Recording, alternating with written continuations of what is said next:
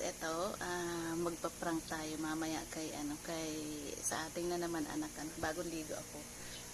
Ito pa rin yung damit ko sinuot pero maghuhubay ako gani ang social. So, magpa-prank tayo mamaya kay Meme na kasi may niluto akong kamuting kahoy dyan. So, akala niya yun is yung ilalagay natin sa cotton buds na akala niya isang kamuting kahoy parang tutuloy yun, diba? So, magpa-prank po tayo mamaya guys. Pero may pupuntahan lang muna si Akets. Mamaya na. So, nagtutuloy na ako. Ito yung literal na to. Ito guys, ang dumi ng tenga ko. Pasensya na po sa mga kumakain.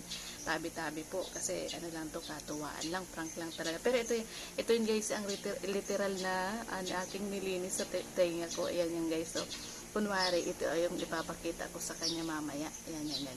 Naglinis na po ako talaga ng aking tenga. Ito na yun guys. Kung makikita nyo po. Ayan, madumi naman talagang tenga ko. Ito yung ipapakita ko, sabihin ko, ipapanood ko mamaya sa kanya. Na ito yun ang aking, na naglinis ako ng aking tenga. Pero ang ipapahid ko mamaya sa kanya, sa balat niya is yung dinikit ko lang na kamote. Okay guys. Antabayanan po ang susunod. Ayan guys, ando na magpa-prank na tayo. Ito yung malinis. Ito yung kanina yung akin. Itong dinikita natin.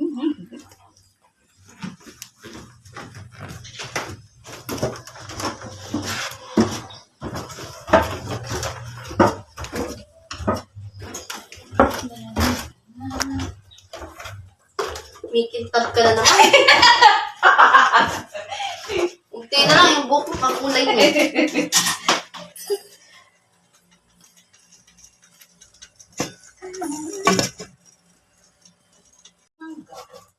Andiyan na mamaya. Magpupuan tayo.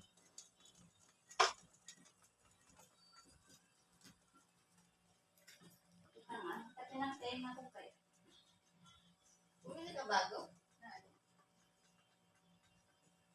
Sunday. Patingin.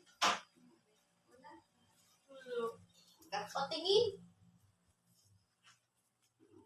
Ay, nagpaayos ka ng kwintas.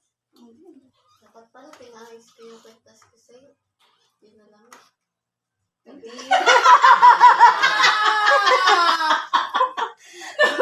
Baboy. Gold din yun. Ano yan? Hindi kasi ang dumi kasi ng tenga. Hindi. Ang dugyot mo, Mi. Hatingin? Hindi, ayan. Tapo mo nga. Tapo mo muna. Baboy mo. Para ka talaga si Kuya. Siya yung nagmari ako eh. Pati mga apo mo, ganyan din. Tutol ito. Yan. Hindi yan. Hindi yan. Gold yan. Hindi yan tutol.